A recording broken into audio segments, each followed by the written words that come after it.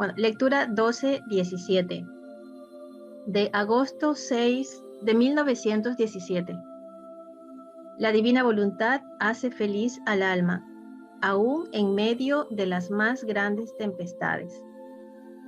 Continuando mi habitual estado, mi siempre amable Jesús ha venido, y estando yo muy afligida por las continuas amenazas de peores castigos y por sus privaciones, me ha dicho: hija mía, anímate, no te abatas demasiado. Mi voluntad vuelve al alma feliz, aún en medio de las más grandes tempestades.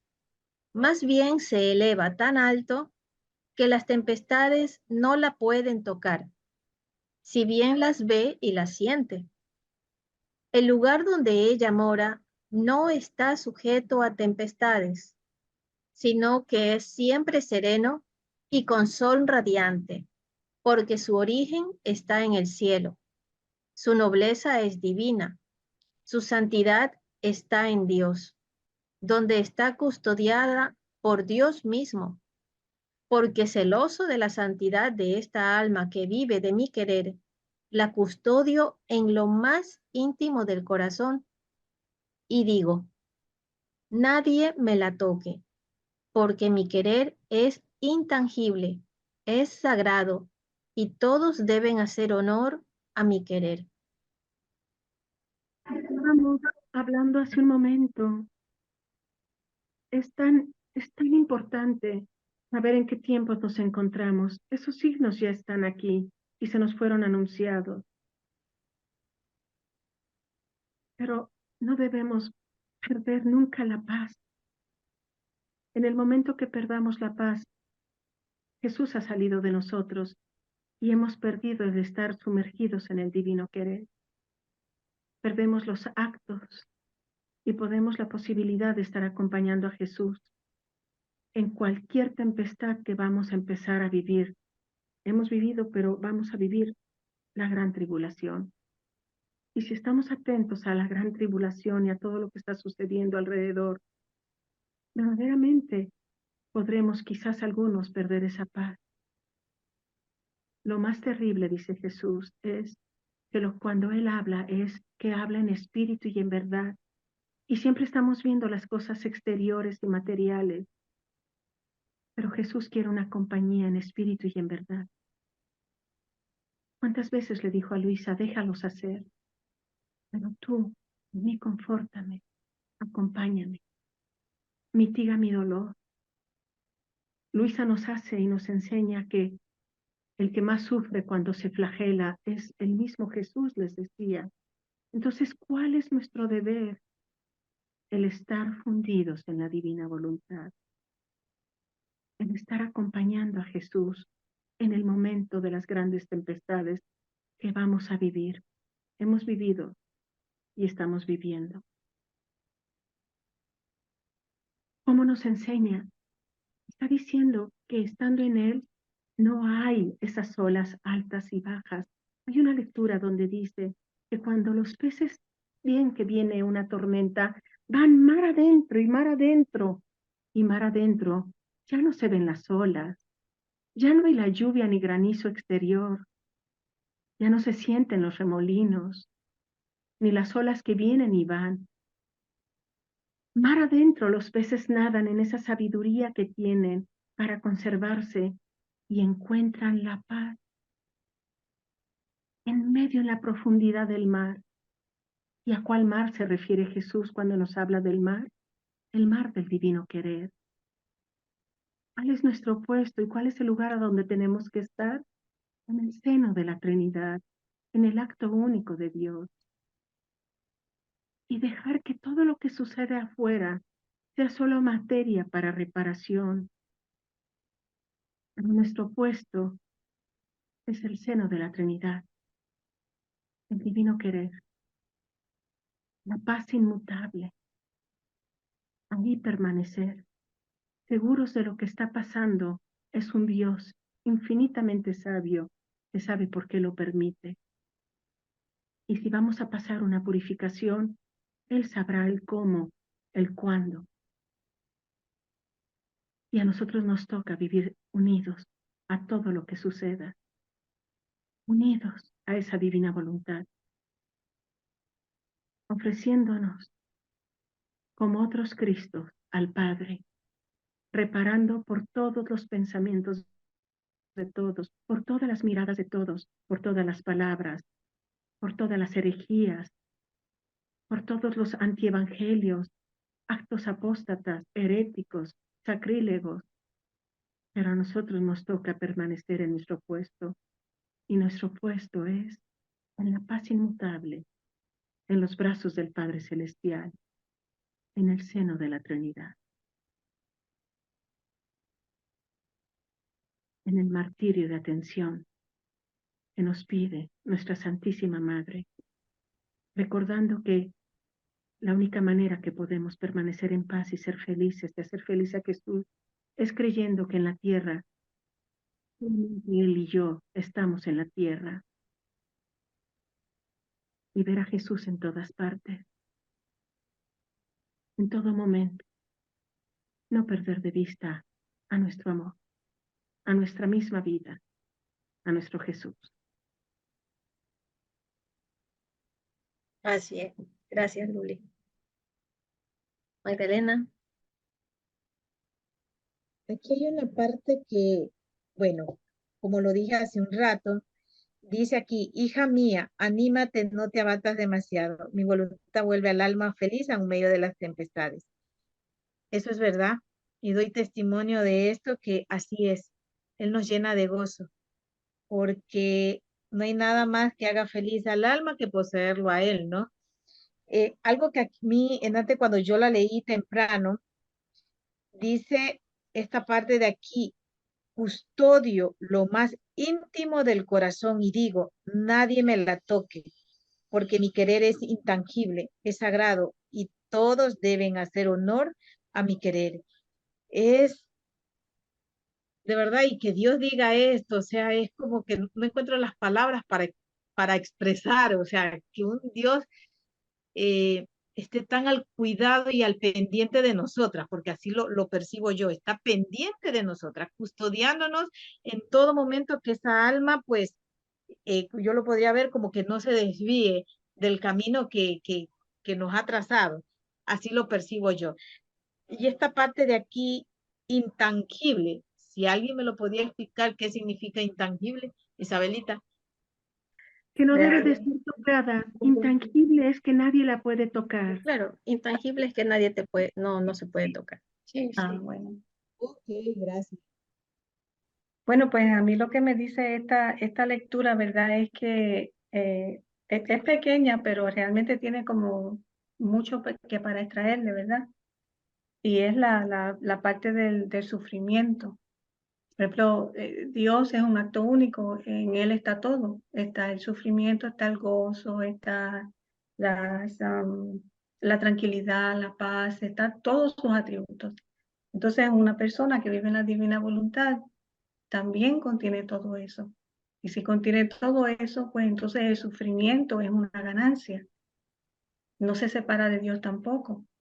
Y eso es muy importante que nosotros lo tengamos en cuenta, porque a través del sufrimiento que Dios permite, eh, nos vamos despojando de esa parte nociva de nosotros que no nos deja unirnos a Él.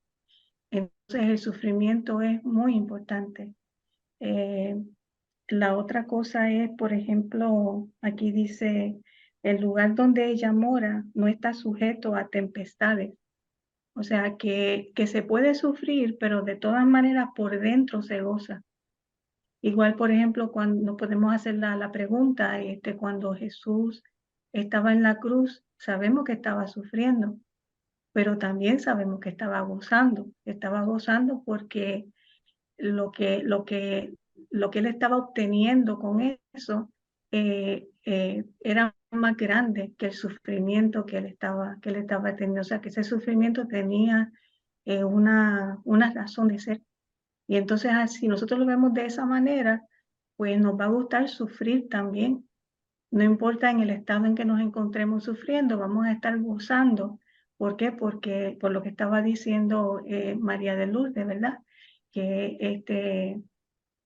que aún en el sufrimiento, pues vamos a sentirnos bien, nos vamos a tener intranquilidad, vamos a sentirnos en paz, porque el primero que sufrió fue Él y el primero que sigue sufriendo es Él. Entonces eso más o menos es lo que me está diciendo a mí esta lectura. José Guillermo. Sí, muchas gracias. Buenas noches. Si buscamos en el volumen 11, la lectura número 6, específicamente en el párrafo 6, nos puede ayudar mucho a entender. Esta lectura es de febrero 24 del 1912, libro 11, lectura 6. Y nos vamos a, es cortita, pero con el párrafo 6 yo creo que podemos entender. Si me lo permiten, leo ese párrafito. Y adelante. Ok. La palabra central es temperamento. Ahí es que está la clave. Y Jesús, quien vive en mi voluntad, pierde su temperamento y adquiere el mío. Así que en el alma que hace mi voluntad se descubre un temperamento afable, atrayente, penetrante, digno y a la vez sencillo. De una sencillez infantil, en suma, me asemeja en todo. Más bien, más todavía, tiene en su poder el temperamento como lo quiere y como lo necesita, pues como vive en mi voluntad, toma parte en mi potencia, por lo tanto tiene las cosas y a sí misma a su disposición. Así que según las circunstancias y las personas con las que trata, toma mi temperamento y lo desarrolla.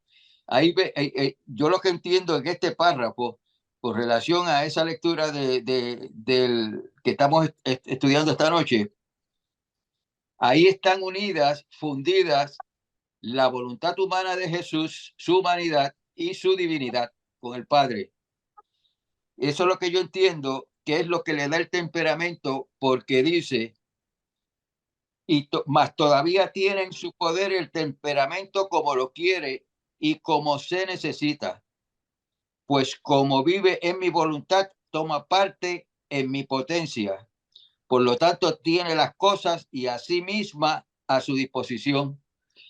Nosotros, a través de nuestros actos, fundidos en él lleva a cabo su vida.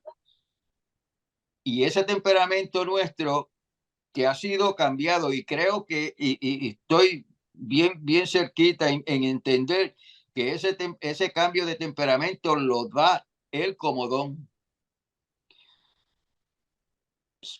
Me gustaría, ¿verdad?, que me explicaran un poquito eso, porque ahí yo llego a entender esa situación con relación a cómo nosotros atendemos las circunstancias que nos ocupan en un momento dado. Gracias. Sí, José, lo que pasa es que el temperamento de Jesús son sus atributos. Entonces, a la criatura, ¿verdad? Vivir en la divina voluntad, pues tiene como posesión los atributos de Jesús. Por lo tanto, tiene el temperamento de Jesús y actúa con ese temperamento de acuerdo a la situación. No sé si me di a entender. Sí, pero quiero a ver cómo podemos dejarlo claro. Si es esa combinación de la humanidad de Jesús con su divinidad, que es la que nosotros tenemos que aprender a funcionar. Nuestra humanidad con la divina voluntad fundidos en Jesús.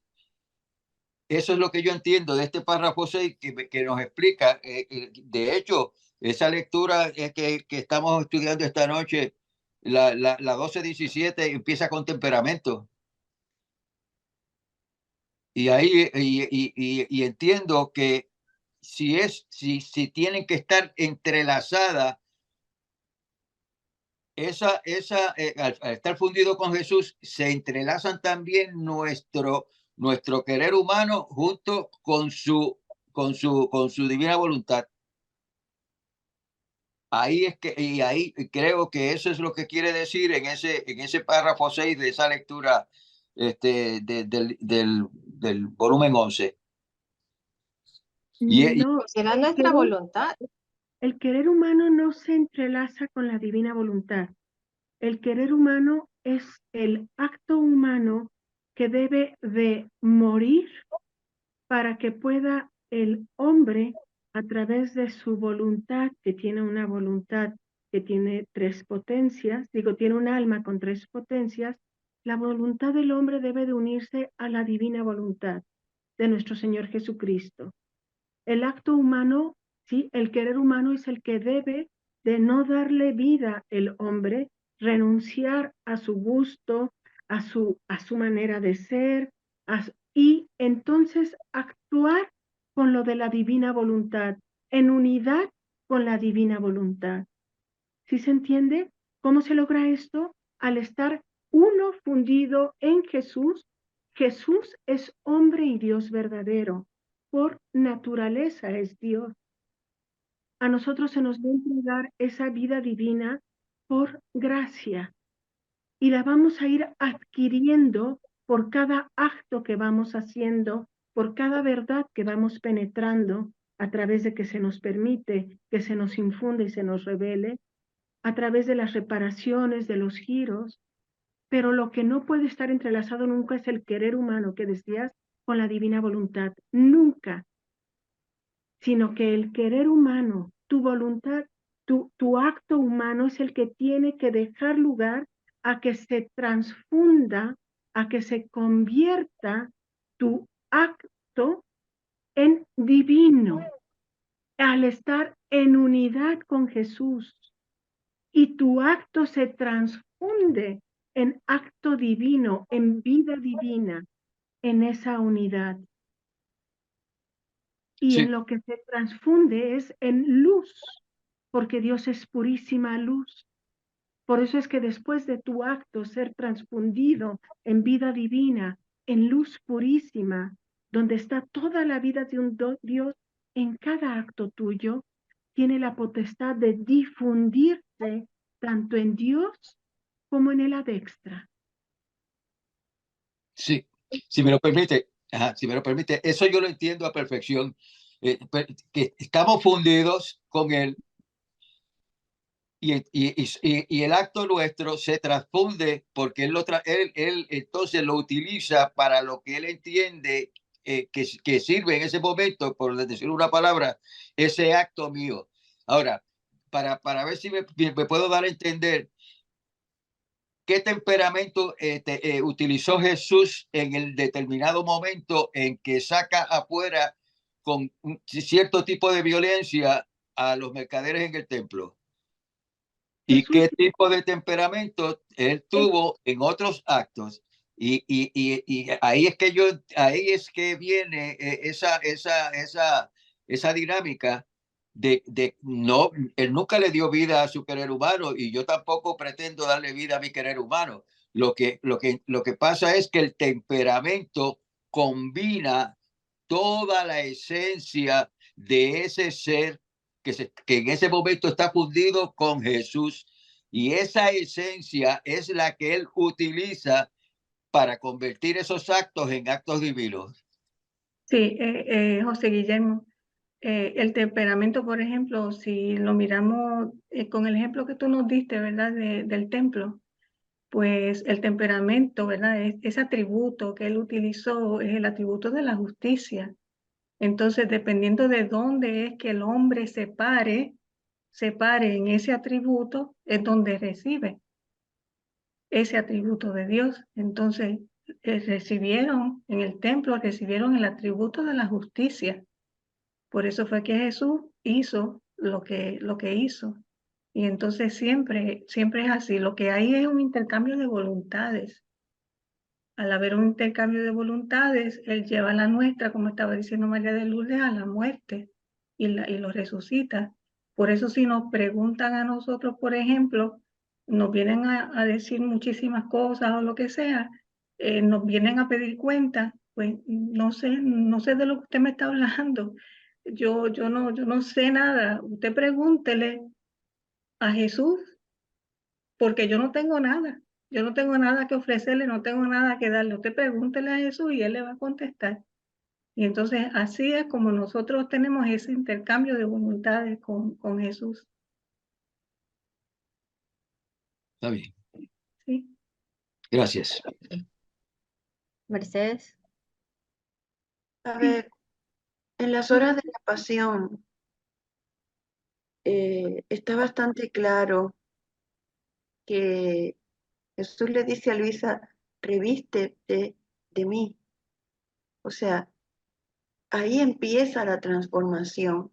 Cuando entramos en el divino querer, ahí el Señor nos va tocando, nos va instruyendo y vamos, de alguna manera, no se los puedo explicar porque de verdad, pero yo lo he vivido así. Yo mientras hago las horas de la pasión, lo he dicho en otras ocasiones, es como si yo lo estuviera viviendo, literal. No se los puedo explicar porque es una experiencia muy particular, pero sí, nos revestimos de él. Y en ese sentido, nuestro temperamento llega a ser otro, porque yo he tenido comportamientos que antes no tenía. He tenido palabras en mí que antes no tenía. Y créeme, hay que conocernos a nosotros mismos y conocer entonces a Jesús. Y conocer ese proceso de conocer a Jesús en su humanidad y en su divinidad es lo que nos hace a nosotros ser otros Jesús. Pero para eso tenemos infinidad de formas. Pero a mí las horas de la pasión me enseñan eso. No sé a ustedes, yo lo vivo. Para mí es vida. Claro, Mercedes, eso es una cosa que nadie le puede explicar a nadie. Eso nadie se lo puede explicar a nadie. No hay palabras, eso lo vive cada quien y se queda en cada quien. Alfonso, Buenas noches. buenas noches. Bueno, muy breve, me llama mucho la atención de esta lectura, un fragmento donde, bueno, hablando de las que Luisa está preocupada por las amenazas de castigos y Jesús le empieza a hablar de las tempestades. Aquí uno podría entender las tempestades como esas aflicciones que vienen al alma por distintos problemas, las situaciones que rodean, ¿no? Continuamente a las almas. En este caso, pareciera que Luisa tenía dos tipos de aflicciones. De hecho, lo dice muy al principio. El tema de los castigos podría ser una aflicción desde el punto de vista moral, por el hecho de ver al género humano sufrir estos castigos. Pero una aflicción de otra índole, más superior, que sería de tipo espiritual, como aquí dice, las privaciones, que es el pan nuestro de cada día en la vida de Luisa, siempre quejándose de las privaciones de Jesús. Pero hay una cosa muy interesante en esta lectura cuando dice que estas tempestades, sean del tipo que sean, dice que el alma que vive en su voluntad, que las tempestades no la pueden tocar, no la pueden tocar. Pero luego añade, si bien las ve, el alma ve las tempestades, ve los problemas, ve todo tipo de situaciones que pueden ocasionar estas aflicciones, y luego más aún dice, las siente. Entonces, aquí pareciera una especie como de contradicción. Por un lado dice, no la pueden tocar, y por otro lado dice, la siente. Entonces, de alguna manera esto nos da a entender que el alma está experimentando esta doble naturaleza de la que ya varios de ustedes hicieron alusión. Alguien dijo aquí que pues nuestro Dios, Jesús tiene las dos naturalezas, la humana, la divina, Y en muchas otras lecturas del libro del cielo, él ha dicho esa frase, ¿no? De voy buscando otras humanidades donde continuar experimentando dolor, sufrimientos, etcétera, porque mi humanidad es gloriosa, intangible, incapaz de cualquier tipo de sufrimiento en la carne, en lo moral. Entonces va buscando dónde, bueno, sabemos que a Luisa la elige para eso, pero no dice, ya con haber encontrado a Luisa ya es suficiente, ya no tengo que buscar. Si dice voy buscando humanidades, quiere decir que Luisa fue la cabeza, pero Luisa ya no está en el mundo. Entonces va buscando humanidades. Es curioso que diga que no va buscando almas. No dice voy buscando espíritus, sino dice voy buscando humanidades donde continuar sufriendo. Entonces esta frase de que las aflicciones, por un lado, al alma que vive en la divina voluntad, no la pueden tocar, pero sí la siente, de alguna manera nos hace referencia a estas dos naturalezas, que no estamos exentos de experimentar en lo moral, en lo espiritual o incluso en la carne, la parte material, cualquier tipo de experiencia que el Señor nos quiera compartir. Pero por otro lado, en la parte divina, en la parte de la naturaleza divina, por supuesto, compartida, la naturaleza divina participada, que es por esto que ya todo el mundo dijo aquí de la unión de voluntades, no habría esa experiencia de sufrimiento, de dolor, sino como ya muchos lo dijeron, ¿no? De gozo. Entonces es muy interesante esta parte porque vean cómo dice las B. Alguien por aquí decía que no debemos estar distraídos en lo que está pasando en la iglesia, etcétera. Es cierto, no debemos estar distraídos en eso, poniendo nuestra atención. Pero eso no nos exime de estar viendo todo lo que ocurre.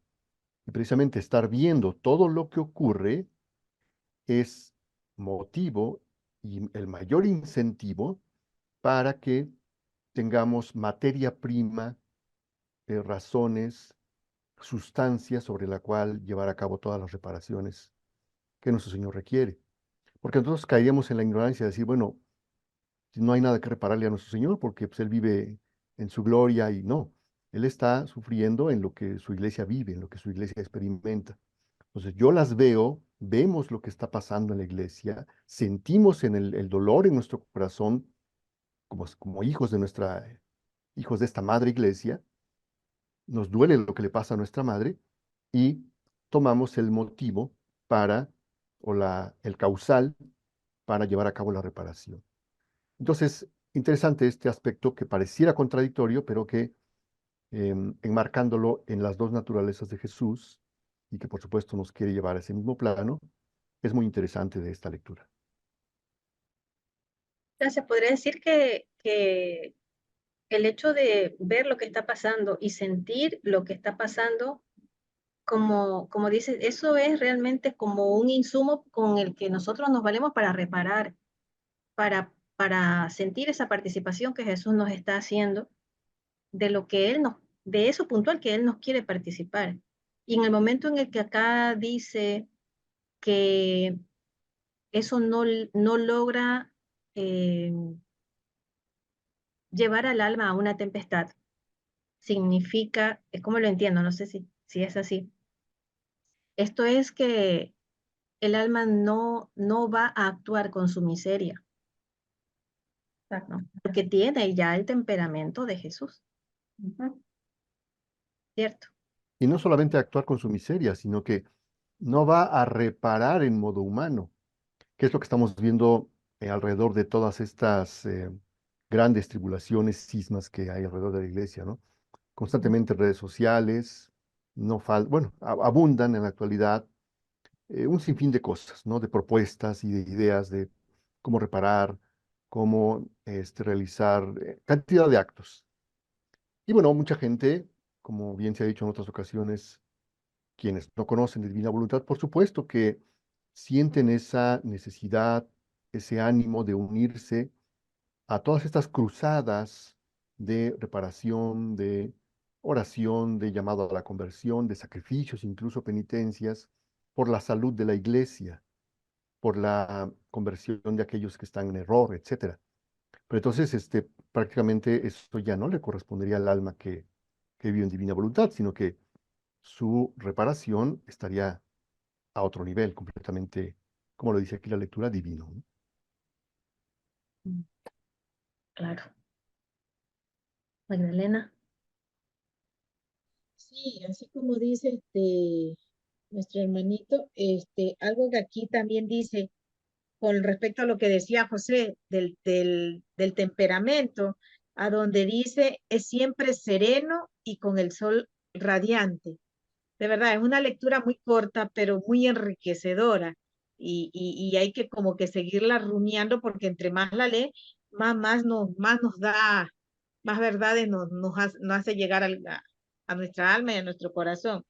Esto para mí quiere decir que entonces si ya empezamos a experimentar esto, es porque ya estamos, como lo dijo, no sé si fue Isabel o Mirta, las hermanitas, que ya se empieza en sí como realmente se podría decir a vivir en la divina voluntad, porque estamos adquiriendo ya todo lo de Jesús. O sea, vamos a empezar a experimentar paz, gozo, alegría, así el mundo se le esté cayendo uno encima, pues estamos así como dice, sereno, con una sonrisa, como que todo el mundo pensara, y esta como que está loca, que están pasando esto y está totalmente calmada. Y aquí puedo ver con respecto a lo de la otra lectura del temperamento, entonces, esos son los gozos del Señor, es lo que puedo así percibirlo. Gracias.